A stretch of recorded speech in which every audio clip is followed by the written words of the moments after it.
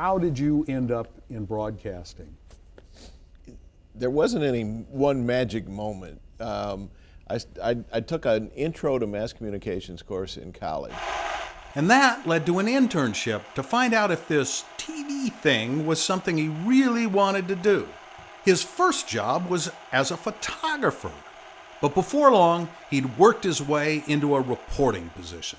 Before I left Iowa, I got to cover the 1980 presidential caucuses, interviewed Ronald Reagan, interviewed Jerry Brown, covered Teddy Kennedy, covered Jimmy Carter.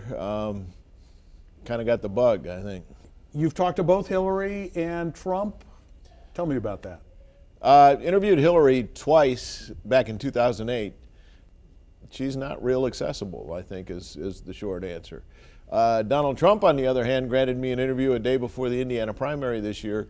And in circumstances like that, with a presidential candidate, generally, if you get an interview, you're granted 3 to 5 minutes of his time. Trump gave me 15. Very unusual.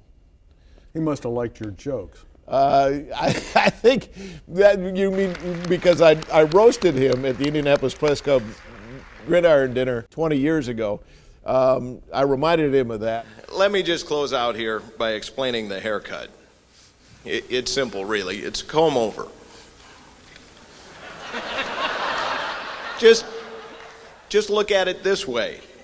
This is how Dan Coates would look if he had $1 billion. I don't think that he remembered that I was the guy. Well, 2016 is different in many ways. There's high interest, and yet there's a high turnoff factor at the same time. 2008, when we had the primary battle here between Hillary Clinton and Barack Obama, and then Barack Obama won Indiana, the first time that a Democrat had done that in 44 years, I think it still may be the most interesting election I've covered, but this one is right there with it.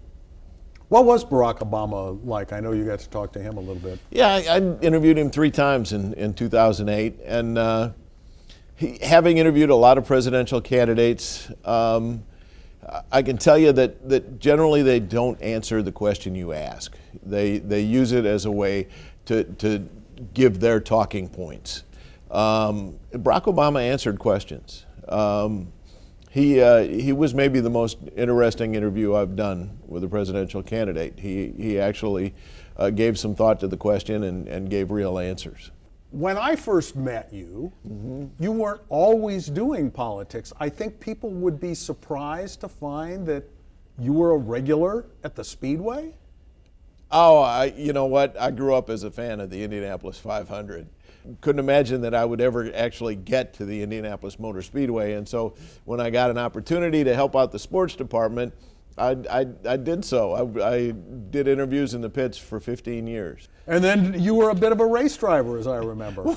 I don't think it qualifies as me being a race driver, but you and I did some reporting on the Skip Barber driving school, and they let me get in a Formula Ford and go around the track.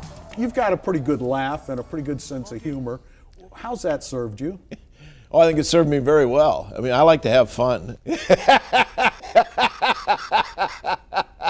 I think I learned a long time ago, if you can walk into somebody's office and tell them a joke and make them laugh, you got their attention, and then maybe you can go someplace else. I censor myself on a regular basis. Really? I do. The story that I'm most proud of, I did on the day after George W. Bush held a rally at the State Fairgrounds in 2003.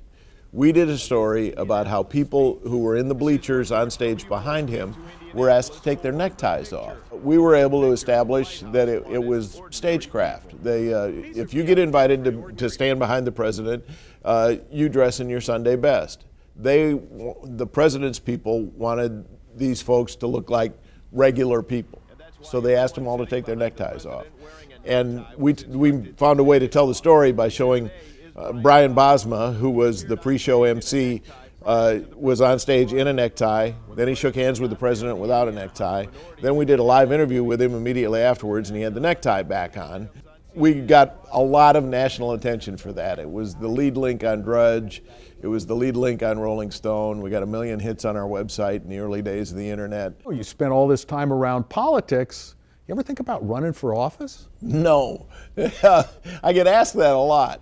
One of the reasons I've lasted at this is because I'm not Republican, I'm not Democrat, I've never worked for a candidate. I don't have well thought out positions of my own on the issues. I examine other people's positions and tell people about it. What are you going to do after November?